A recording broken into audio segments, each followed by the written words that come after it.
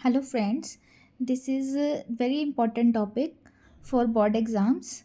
Economics topic है consumer equilibrium with the help of IC curve. First of all हम इसके बारे में पढ़ेंगे कि कंज्यूमर इक्विलिब्रियम क्या होता है।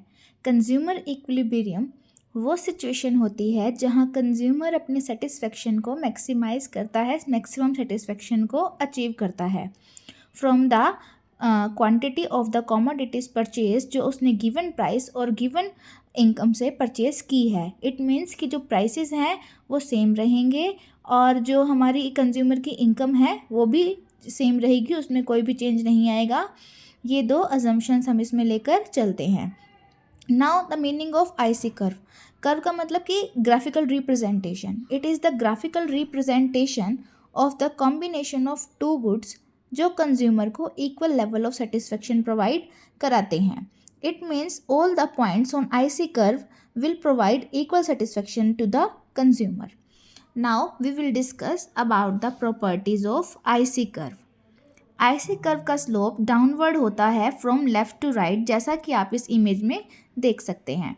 ठीक है, इसका मेन रीज़न होता है लेफ़्ट टू राइट ही डाउनवर्ड इसीलिए होता है क्योंकि हमें एक गुड्स का कंजम्पशन अगर बढ़ाना है तो दूसरे का हमें घटाना पड़ेगा, क्योंकि कंज्यूमर की इनकम जो है वो कांस्टेंट है, उसमें कोई भी चेंज नहीं आ रहा।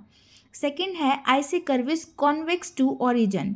इट मीन्स एक की कंजम्पशन को कम करना होगा दूसरे की कंजम्पशन को बढ़ाने के लिए, इसीलिए ये कॉन्वेक्स टू ओरिजिन होता है। नेक्स्ट पॉइंट है जो इसकी प्रॉपर्टी का, higher IC curve will provide higher level of satisfaction. यहाँ पर इस इमेज के अंदर जैसा आप देख सकते हैं आईसी कर्व 1 है, 2 है एंड 3 है। IC curve 3 more satisfaction provide कराएगा as compare to IC curve 2 and IC curve 2 will provide more satisfaction as compare to IC curve 1। ठीक है, उसके बाद नेक्स्ट प्रॉपर्टी है IC curve neither touch nor intersect each other. जैसा कि इस diagram में दिखाया गया है कि यहाँ पर क्या है कि कभी भी ये दो आईसी कर्व एक दूसरे को ना तो इंटरसेक्ट करते हैं ना ही टच करते हैं। ठीक है, जो आईसी कर्व है वो कभी भी एक दूसरे को टच नहीं करेंगे और इंटरसेक्ट नहीं करेंगे। उसके बाद नेक्स्ट प्रॉपर्टी है IC curve neither touch X axis and neither touch Y axis. ये डायग्राम बिल्कुल गलत है, ऐसा नहीं बनेगा, डायग्राम हमेशा ऐसा बनेगा। जो आईसी कर्व है वो ना तो एक्स एक्सिस को टच करेगा ना ही वाई एक्सिस को टच करेगा। ठीक है, उसके बाद नेक्स्ट प्रॉपर्टी हम लोग करते हैं। नेक्स्ट प्रॉपर्टीज़ ख़त्म हो चुकी हैं, अब हम कर रहे हैं consumer equilibrium with the help of IC curve. इसके अंदर क्या होता है, टू कंडीशंस आपके सेटिस्फाई होनी चाहिए अगर आपको consumer equilibrium with the help of IC curve को शो करना है। सबसे पहला है IC curve convex to origin होना चाहिए और सेकंड है आईसी कर्व टेंजेंट होना चाहिए बजट लाइन को, जैसा कि आपको इस डायग्राम में दिखाया गया है। पी क्यू हमारी बजट लाइन है और आईसी कर्व जो है हमारा जहाँ पर पॉइंट ई आ रहा है, जहाँ पर आईसी कर्व टेंजेंट हो रहा है प्राइस लाइन को, वो हमारा इक्विलिब्रियम पॉइंट होगा। इट मीन्स यहाँ पे आईसी कर्व का स्लोप हमारी प्राइस लाइन के इक्वल होगा।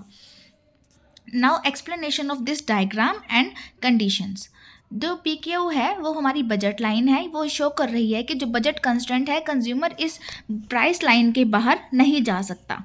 ठीक है, इस प्राइस लाइन के बाहर कंज्यूमर नहीं जा सकता। बजट कंस्ट्रेंट जो होते हैं कंज्यूमर इसके लाइन बाहर नहीं जाएगा। यहाँ पर आईसी कर्व 1, 2, 3 शो किए गए हैं। ठीक है, यहाँ पर है ये 1, 2 एंड 3। जो आईसी कर्व 3 है वो कंज्यूमर को मोर सेटिस्फेक्शन तो प्रोवाइड करा रहा है, बट कंज्यूमर उसको बाय नहीं कर सकता इस कॉम्बिनेशन को, कॉम्बिनेशन ए को। इसका रीज़न ये है क्योंकि कंज्यूमर की जो इनकम है वो गिवन है, वो उस इनकम से ही उसको बाय कर सकता है। मतलब कि जो प्राइस लाइन है जहाँ वो टेंजेंट हो रहा है वही कॉम्बिनेशन वो बाय कर सकता है, वो इस कॉम्बिनेशन पे नहीं जा पाएगा। ऐसे ही जो कॉम्बिनेशन यहाँ पर शो किए गए हैं वो भी कंज्यूमर को सेटिस्फेक्शन दे रहे हैं, बट कंज्यूमर यहाँ इक्विलिब्रियम में नहीं है, वो इक्विलिब्रियम में पॉइंट ई पर ही होगा।